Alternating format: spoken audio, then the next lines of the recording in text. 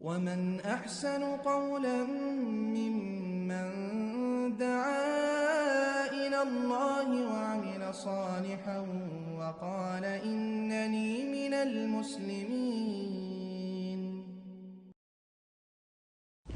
السلام عليكم ورحمة الله وبركاته. بسم الله الرحمن الرحيم. الحمد لله رب العالمين والصلاة والسلام على رسوله الكريم وعلى آله وصحبه أجمعين. أما بعد. সম্মানিত শ্রোতা দর্শক মণ্ডলী, আল্লাহ রাব্বুল আলামিন প্রশংসা এবং নবী সাল্লাল্লাহু আলাইহি সাল্লামের উপর সালাত ও সালামের পর আজ জুমাবার 18ই মুহররম 1448 হিজরি মোতাবেক 3 জুলাই 2026 আমাদের সাপ্তাহিক প্রশ্ন উত্তর পর্ব নম্বর 146। 10টি প্রশ্ন রয়েছে আমাদের সামনে। ইনশাআল্লাহ তাআলা সংক্ষেপে অল্প সময়ে উত্তর দেব। আল্লাহ রাব্বুল আলামিন যেন সঠিক কথা বলার এবং সে অনুযায়ী চলার তৌফিক দান করেন, ভুল ভ্রান্তি থেকে আল্লাহ রাব্বুল আলামিন বাঁচিয়ে রাখেন। প্রথম প্রশ্ন বলছেন, আসসালামু আলাইকুম শাইখ আলাইকুম সালাতুল্লাহ, হাদিসে যে চুল বেঁধে সালাত পড়তে নিষেধাজ্ঞা আছে, কাপড় জড়ো করে বা গুটিয়ে নিয়ে সালাত পড়তে নিষেধ করা হয়েছে, এখানে কি নারীদেরকেও চুল বাঁধতে নিষেধ করা হয়েছে? নারীদের চুল তো অনেক বড় হয়, ছেড়ে রাখলে প্রচণ্ড গরম লাগে, আর চুল বের হয়ে যায়। হিজাবের মধ্য দিয়ে নিচু করে ক্লিপ কাঁকড়া লাগিয়ে বা খোপা বা বেনি করে সালাত পড়া যাবে না? আর নিচু করে ক্লিপ কাঁকড়া লাগিয়ে বা খোপা বা বেনি করলে কি সেটা ওই হাদিসের অন্তর্ভুক্ত হবে যেখানে উটের কুঁজের মতো মাথা উঁচু করে বাঁধতে নিষেধ করা হয়েছে? প্রশ্নে প্রথম বলেছেন যে নবী সাল্লাল্লাহু আলাইহি ওয়াসাল্লামের হাদিসে রয়েছে, সহিহ বুখারী মুসলিমে হাদিসটি রয়েছে, ওয়ালা নাকুফু শারান ওয়ালা সাওবান। তার আগে রয়েছে উমিরতু আন আসজুদা আলা সাবআতি আযম, 7টি অঙ্গের উপর আমাকে সিজদা করতে নির্দেশ দেওয়া হয়েছে। 7টি অঙ্গ মাটিতে রেখে সিজদা করতে। ওয়ালা নাকুফু শারান ওয়ালা সাওবান, ওয়ালা নাকফিতু শারান ওয়ালা সাওবান, চুল এবং কাপড়কে যেন মড়িয়ে না রাখে। তাহলে কাপড় মড়িয়ে রাখা, যেমন হাতের কাপড়কে মড়িয়ে রাখা অথবা প্যান্টকে মুড়িয়ে রাখা, অনেকে যারা টাকানা নিচে রাখা আবার প্যান্টকে মুড়িয়ে রাখে, এটা নিষেধ, জায়েজ নয়। আর চুলকে কি করতে বলা হয়েছে? যেন চুলকে আমরা বেঁধে না রাখি, চুল বেঁধে না। তাহলে চুলের কি বেনি করা যাবে না বা খোপা বেঁধে রাখা যাবে না? এটা হচ্ছে প্রশ্ন। এই হাদিস সম্পর্কে ফুকাহায়ে কেরামগণ বলেছেন, ভাষ্যকারগণ বলেছেন, এই হাদিসটি পুরুষদের সালাতের ক্ষেত্রে, অর্থাৎ পুরুষরা যদি বড় চুল রাখে তাদের চুলকে বেঁধে রাখতে পারবেন না এভাবে, আর তারা কাপড়কে গুটিয়ে রাখবে না। কিন্তু মহিলাদের যেহেতু অনেক বড় চুল থাকে আর চুলের খোপা বাঁধা অবস্থায়, বেনি করা অবস্থায় চুলের জড়গুলিতে ফরজ গোসলের ক্ষেত্রে যদি পানি পৌঁছে দেয় তা যথেষ্ট হাদিস রয়েছে।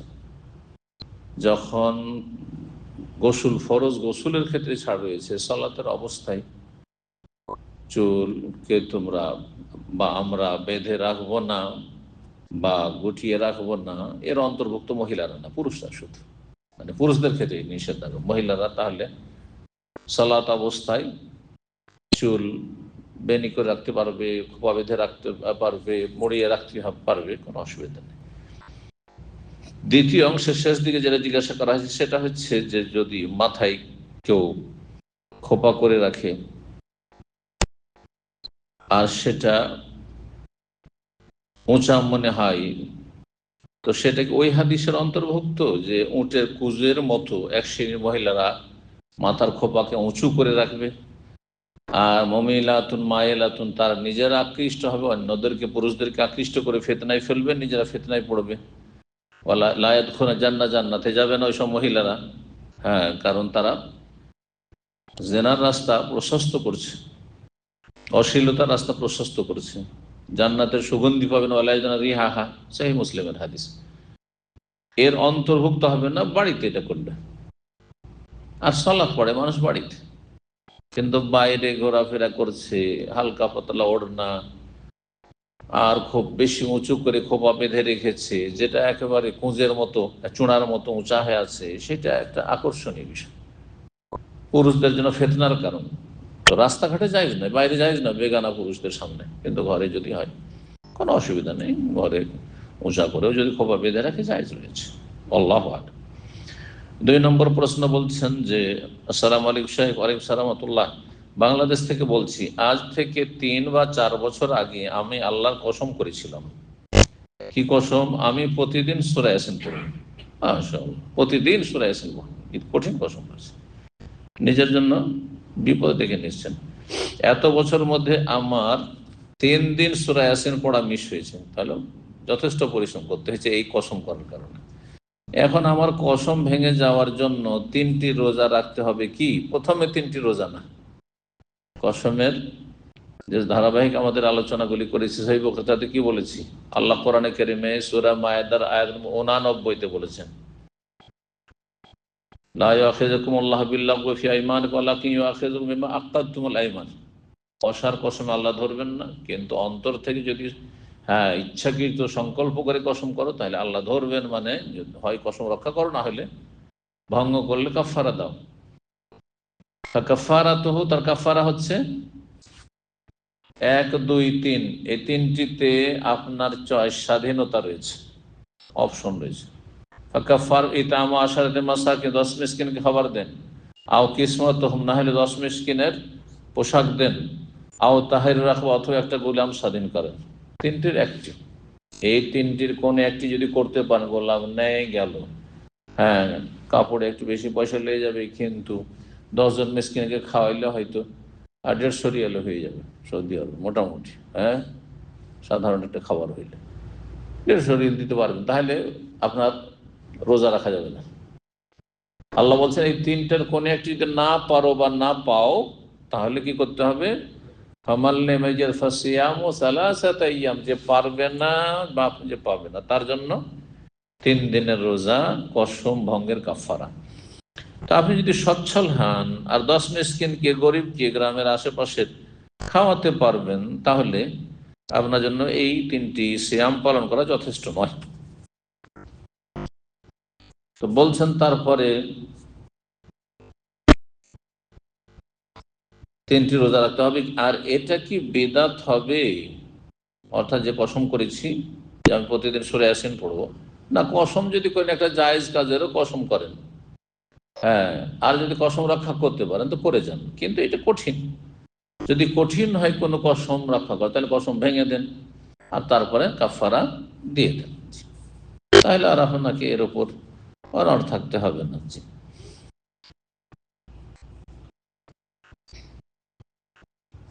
বলছেন যে এটা কি বিদআত হবে নাকি প্রতিদিন পড়তে পারবো? আর যদি আমি কসম ভাঙা রোজা রাখি, তাহলে প্রতিদিন সূরা ইয়াসিন না পড়লেও কি গুনাহ হবে? না, কসম ভেঙে দিলেন আর কাফারা দিয়ে দিলেন, তাহলে আর সূরা ইয়াসিন পড়তে হবে না প্রতিদিন, একবারই কাফারা দিয়ে যথেষ্ট হয়ে গেল। আর যদি 3টা রোজা না রাখি, তবে কি গুনাহ হবে? 3 রোজা যেমনটা বললাম, কাফারা দিতে হবে। কাফারা না দেন আর কসম ভেঙে দেন তো গুনাহগার হইতে হবে। বা প্রতিদিন কি সূরা ইয়াসিন পড়তে হবে? দয়া করে শেখ আমাকে বলুন। যেমনটা বললাম, কাফারা দিয়ে দেন তো প্রতিদিন আর সূরা ইয়াসিন পড়তে হবে না, সেটা আপনার জন্য ভালো হবে। জি, 3 নম্বর প্রশ্ন বলছেন, আসসালামু আলাইকুম শেখ। ওয়ালাইকুম সালাম। আমার স্বামী চাই না আমি তার মা এবং বিবাহিত বোনদের আদর আপ্যায়ন করি। আল্লাহ হিদায়াত করুন। তার মা আপনার শাশুড়ি, তার কাছের, আর ও চাইবে না কেন? এটা তো দিন সম্পর্কে হয় অজ্ঞতা, আর না হলে অবাধ্যতা। অজ্ঞতার কারণে এরকম কথা, এত বড় কাবিরা গুনার কথা, আর না হলে জানেন কিন্তু আপনি অগ্রাহ্য করছেন দিনের বিধিবিধান পালন করতে ইচ্ছে, জাহান্নামে যাওয়ার কাজ এটি। কেউ বলছে আমি আমার আম্মার আপ্যায়ন করবেন না, কাবিরা গুনাহ, জাহান্নামে যেতে হবে। আকশ লা ইয়াদখুলুল জান্নাতা, আক্কুন নবী সাল্লাল্লাহু আলাইহি ওয়াসাল্লাম বলেছেন, মা বাবার অবাধ্য যে কষ্ট দিয়ে থাকে যে ছেলে মেয়ে, সে জান্নাতে যাবে না, কাবিরা গুনাহ, আল্লাহর অসন্তুষ্টি গুনাহ। তারপর দুনিয়ায় এর শাস্তি হয়, জাহান্নামের শাস্তি তো আছে, কিছু কিছু পাপ আছে, সেগুলির শাস্তি আল্লাহ নগদ নগদ দুনিয়াতে দিয়ে দেন। তার একটি হচ্ছে পিতামাতার সাথে দুর্ব্যবহার করা, কষ্ট দেওয়া, তারপরে আপনার তার হক নষ্ট করা ইত্যাদি, বা আত্মীয়দের সাথে সম্পর্ক ছিন্ন করা। আপনি আত্মীয়র সাথে সম্পর্ক ছিন্ন করে একসময় আপনাকে অন্য আত্মীয়রা কষ্ট দেবে। আপনি আপনার বাবা মাকে কষ্ট দেবেন, হক আদায় করবেন না, আপনার ছেলেমেয়েরা আপনাকে কষ্ট দেবে, আপনার হক আদায় করবেন না। কামাতা দিন তো দানো, যেমন কর্ম তেমন ফল। বলছেন যে নিষেধ করছে আমাকে, মানে স্ত্রীকে নিষেধ করেছে যে আমার আম্মার আপ্যায়ন করবেন, আমার বোনদের আপ্যায়ন করবেন না, কারণ তারা খুব জুলুম করে। যতই জুলুম করুক না কেন, বাপ মা জুলুম, মুশরিকের চাইতে বড় জালেম কি আছে? ইব্রাহিম আলাইহিস সালামের বাবা আজরের চাইতে বড় জালেম কি? ইন্না শিরকা লা যুলমুন আযীম। হ্যাঁ, কাফেরের চাইতে জুলুম কি আছে? আপনার যদি নাস্তিকও হয়, অমুসলিম হয়, তবু তার সদাচরণের হক ফরজ।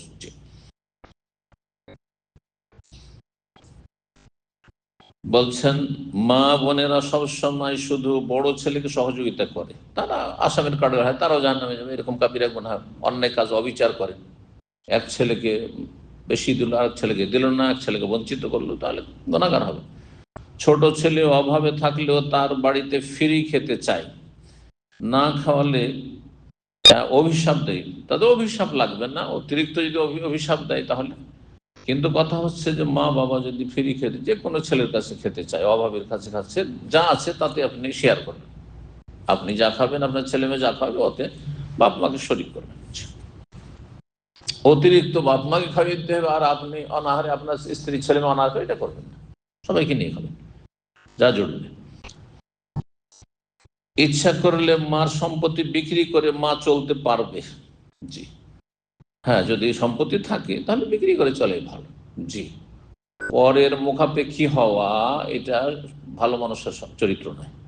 আল্লাহ দিয়েছে নিজের সম্পদ, নিজের সম্পদ থেকে খাবেন, এটা বেশি ভালো। অভাবী ছেলের কেন শরণাপন্ন হবেন?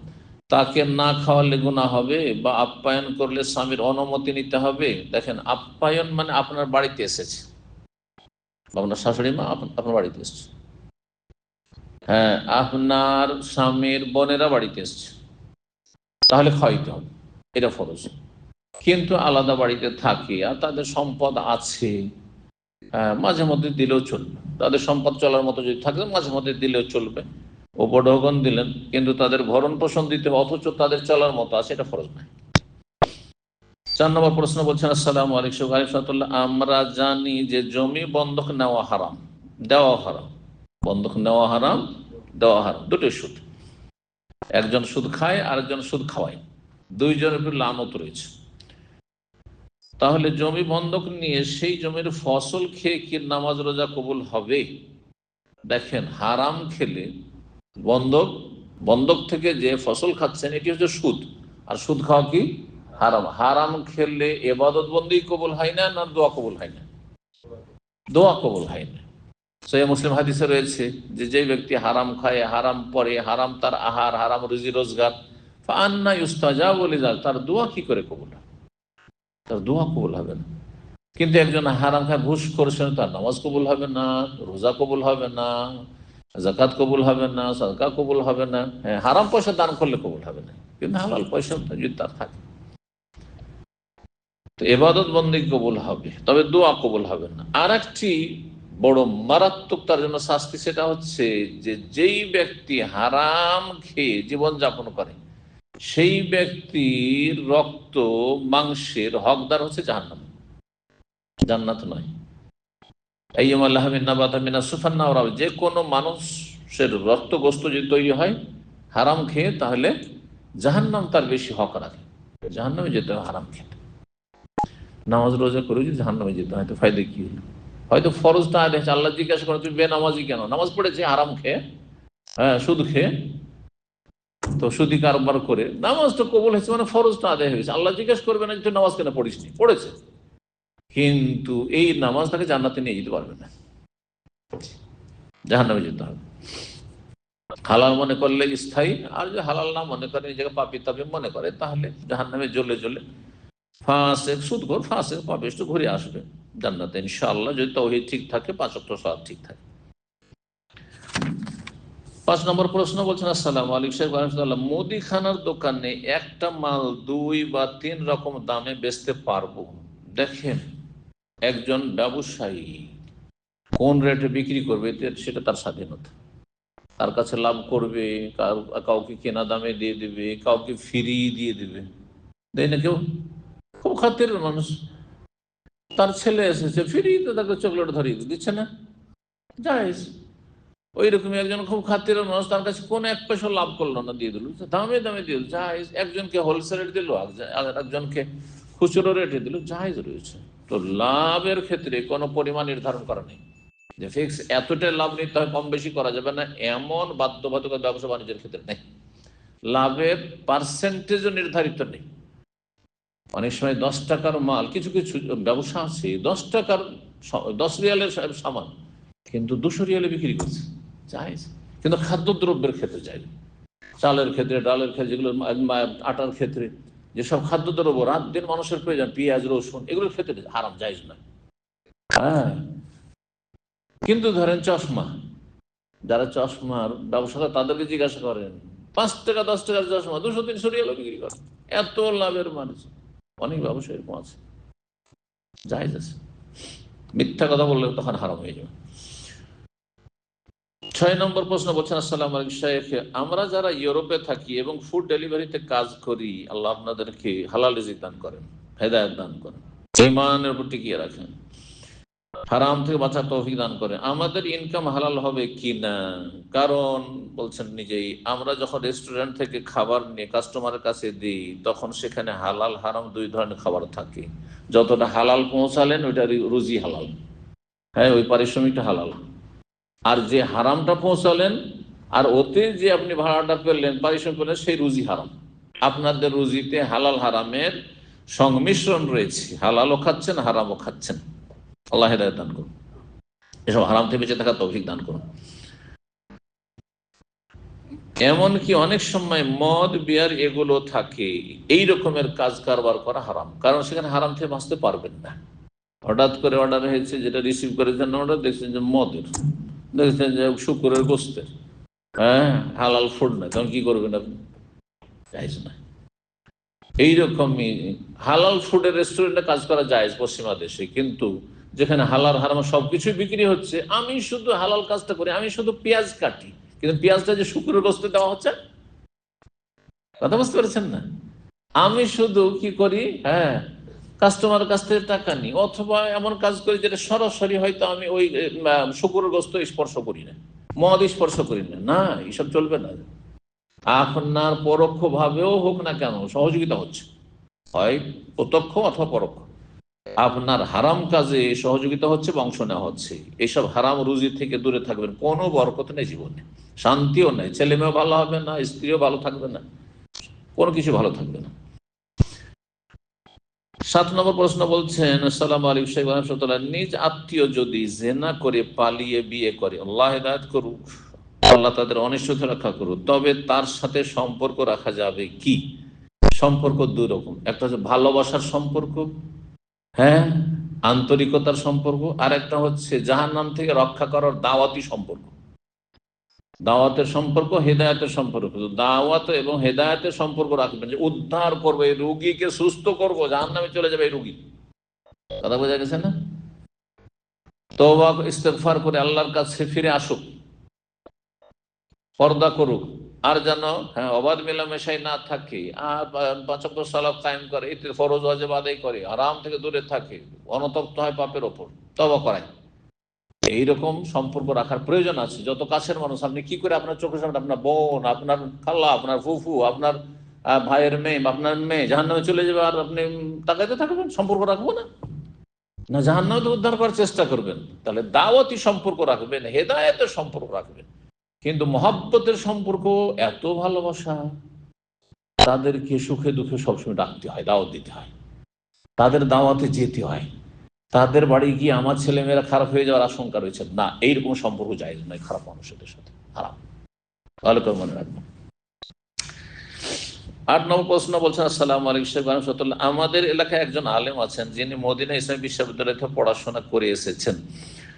আমরা কয়েকজন মাঝে মধ্যে তার জুমার খুতবা শুনতে যাই, তবে লক্ষ্য করছি যে তিনি অনেক সময় মুসলিম শাসকদের সামগ্রিকভাবে মোনাফিক বলে অবহিত করেন। যে মোনাফিক বলে, অথবা ফাসিক বলি, অথবা বেদাতি বলি, অথবা নাস্তিক বলি, কথা বলছেন না, তাকফির করে, হ্যাঁ কাফের বলে, শুনে রাখেন, যদি সব শাসকগুলো মোনাফেক না হয় তাহলে ওই ব্যক্তি মোনাফেক।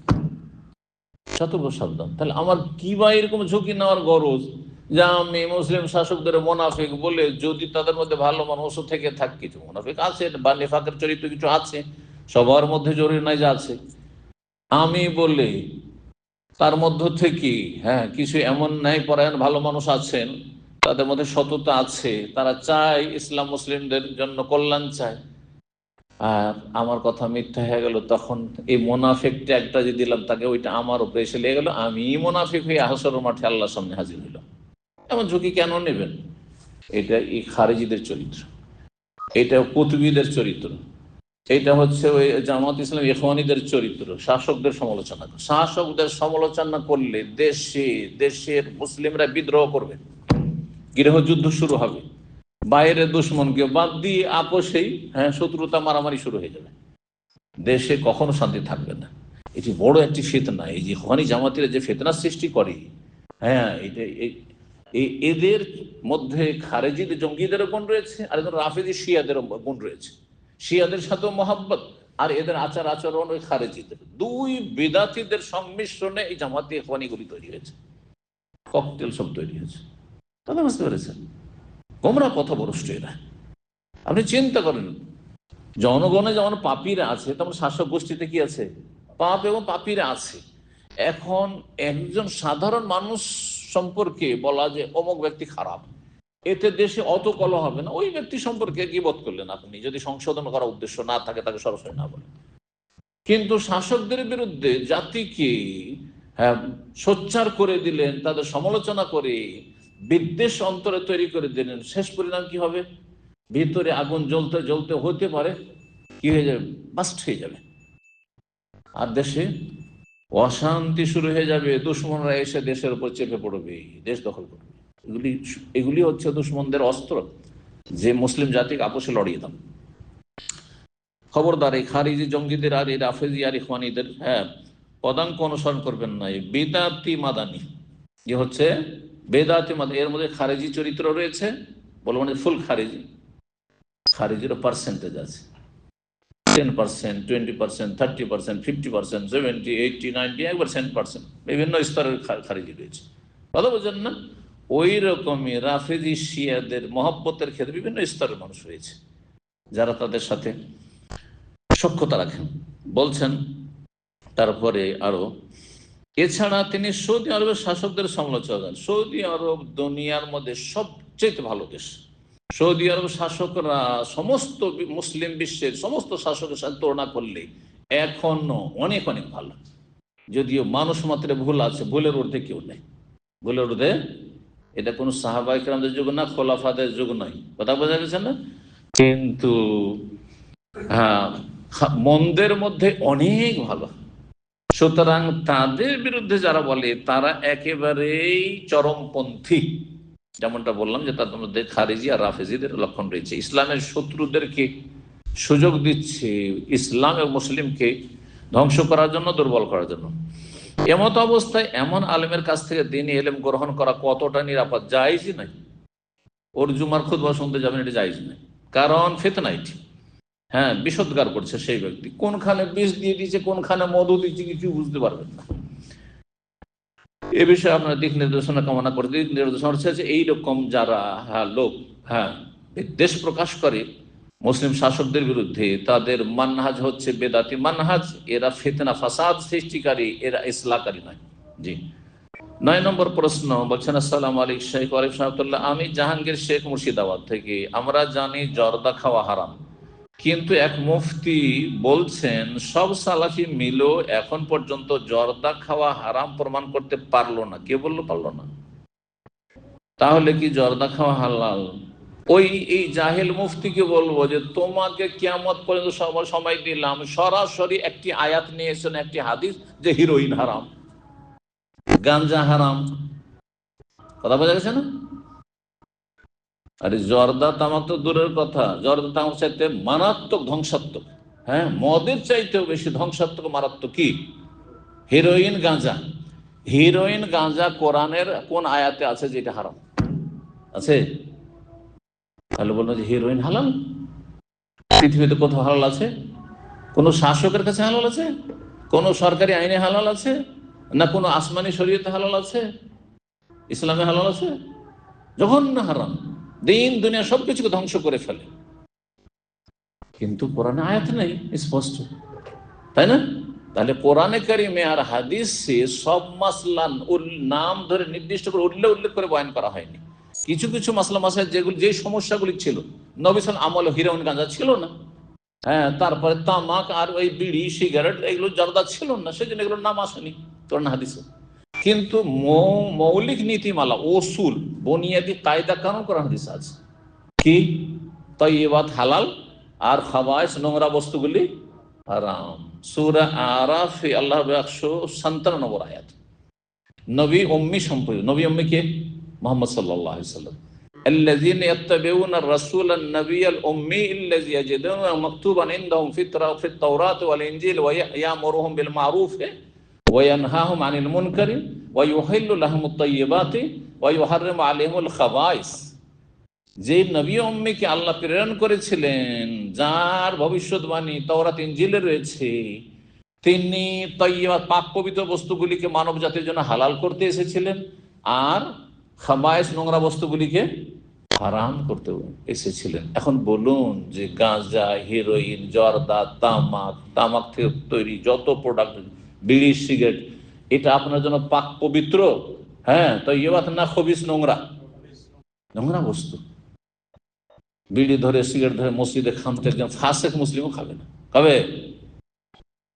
তারপরে বকরি ছাগলও তামাকের পাতা খায় না। তামাকের চাষ আমি দেখেছি ইন্ডিয়াতে, কিছু কিছু জায়গায় সময় চাষ হইত, আর যেসব দেশে খুব বেশি চাষ হয়। বকরি ছাগলও খায় না। বকরি ছাগলকে এতটা আল্লাহ সেন্স দিয়েছে যে এত নোংরা বস্তু খাওয়া যাবে না, খবিস বস্তু খাওয়া যাবে না। কিন্তু বকরি ছাগল চাইতে অদম হচ্ছে এই মোল্লাগুলি, যারা জর্দাখর মোল্লা। কথা বুঝতে পারছেন? আল্লাহ হিদায়াত দান করুন। সুতরাং দলিল পেলেন তো যে খাবায়েস হারাম আর জর্দা হচ্ছে খবিস। আচ্ছা, ভাতের প্লেট নিয়ে মসজিদে খেতে পারবেন? রুটি খেতে পারবেন? পারবেন না? হ্যাঁ, হালুয়া মিষ্টি খেতে পারবেন, সব পারবেন। কিন্তু আপনি বিড়ি সিগারেট খেতে পারবেন না। তাহলে বুঝালো খবিস। এক শ্রেণীর লোক বিড়ি খোর, যাদের দেখতাম বাথরুম গেলে একটা বিড়ি ধরিয়ে বাথরুমে যেত। ছোটকালে শুনতাম যে এই বিড়ি ধরিয়ে কোনো বাথরুমে যায়, তো শুনতাম মাদ্রাসার ছাত্র যখন ছিলাম, বলছি এদের নাকি কষ্ট কাঠিন্য পেট খোলাসাই হবে না যদি বিড়ি না খাইত। মানে পায়খানা করার অবস্থায় না, আজজাকুমুল্লাহ, আল্লাহ আপনাদের সম্মানিত রাখুন, হ্যাঁ, এই নোংরামি থেকে বাঁচিয়ে রাখুন, যে আপনার বাথরুম করা অবস্থায় নাকি বিড়ি না টানলে, সিগারেট না টানলে এদের বাথরুম খোলাসা হয় না, পেট খোলাসা হয় না। কত নোংরা বস্তু, তাহলে যে নোংরা জায়গায় নোংরা বস্তু খায়। তো নিঃসন্দেহে হারাম, তা বুঝতে পারলেন কোরআনে দলিল আছে। তাহলে আচ্ছা, যদি এই বেদাতি, এই মোল্লা, এই যে মুফতি একে বলেন, কোরআনে কুকুর হারামের কথা কোথায় আছে? সুর হারাম আছে। বিড়াল হারাম কোথায় আছে? বিড়াল খাবে? হ্যাঁ, কুকুর হারাম কোরআনে আছে? তাহলে কিন্তু মৌলিক নীতিমালা আছে, মৌলিক নীতিমালা কোরআন হাদিসে আছে, সেই নীতিমালার আন্ডারে এগুলো হারাম হচ্ছে। 10 নম্বর সর্বশেষ প্রশ্ন বলছেন, আসসালামু আলাইকুম, আমি আমার বিয়েতে 5 লক্ষ টাকা মোহরানা তুলেছিলাম, মানে ধার্য করেছিলাম, কিন্তু আমি সেটা এখন দিতে পারতেছি না। এই ক্ষেত্রে আমি আমার স্ত্রীকে মৌখিকভাবে বলেছি, তোমাকে আমি 50,000 টাকা দেবো। এটা আবার কেমন কথা হইল? আপনার কাছ থেকে আমি 10,000 রিয়াল ধার নেবো, আর দেওয়ার পরে দেখছি দিতে পারছি না, ভাই আপনাকে আমি 1,000 রিয়াল দেবো, চলবে না মাপ চাইতে হবে? ভাই কোনো মতে পারছেন না, এখন ক্ষমা করেন বা ছাড় দেন, ছেড়ে দিয়েন না, ছাড় দেন, কিস্তি থেকে 500 করে দিচ্ছি, আর না হলে এখন দিলাম 2,000 3,000, 1 বছর 2 বছর পর যখন আল্লাহ আমাকে সচ্ছল অভাব মুক্ত করবে তখন আমি দেবো, কিন্তু দিতে হবে যতদিন বেঁচে আছি। বাচ্চার আগে এখানে বলতে পারেন যে ভাই শরীরটা অসুস্থ, বাঁচবো কি বাঁচবো না, আর দিতে পারলাম না, আপনি আল্লাহর রাস্তে মাফ করে, ঠিক না? এমনটা করতে আপনার স্ত্রীকে যে আমি দিয়ে যাচ্ছি সারা জীবন অল্প করে দিয়ে যাচ্ছি, দিতে পারলাম না, স্ত্রীকে বলে রাখেন যে যদি মারা যায় আমি আর তোমার আমি মহারানা দিতে পারলাম, তাহলে আমাকে ক্ষমা করে দিতে, না হইলে আমাকে জাহান্নামে যেতে হবে। এবার বুঝতে পেরেছেন? কিন্তু আপনি বলবেন একদম এইভাবে যে 5 লাখ টাকা তো তোমার বাবা বেরিয়েছিল, ধার্য করেছিল, আমি এখন 50,000 দেব, ব্যাস আপনার কথা। না না, আপনার কথার কোনো মূল্য নেই, জালেম আপনি, আল্লাহ হেদায়েত দান করুন। তো বলছেন যে কোরআন এবং হাদিস থেকে জানতে চাই, এই বিষয়টি নিয়ে আমি অনেক টেনশনে থাকি, জানালে উপকৃত হব। না, টেনশনেরই তো কথা আপনার। 5 লাখ টাকা বাঁধলেন কেন? আর বাঁধলেন তো 50,000 টাকা দেবো। 50,000 আপনি নমনীয় বলেন, স্ত্রীর কাছে একটু ছোট হয়ে বলেন বিনয়ের সাথে, 50,000 এখন দিলাম, আর আস্তে ধীরে চেষ্টা করছি, ইনশাল্লাহ আস্তে আস্তে দেওয়ার চেষ্টা করব, আল্লাহ যেন তৌফিক দান করেন, দোয়া করুন, এই কথা বলেন। বারাকাল্লাহ। না দিতে পারেন শেষখানে ক্ষমা চাইবেন। আল্লাহ রাব্বুল আলামিন যেন আমাদেরকে বোঝার তৌফিক দান করেন।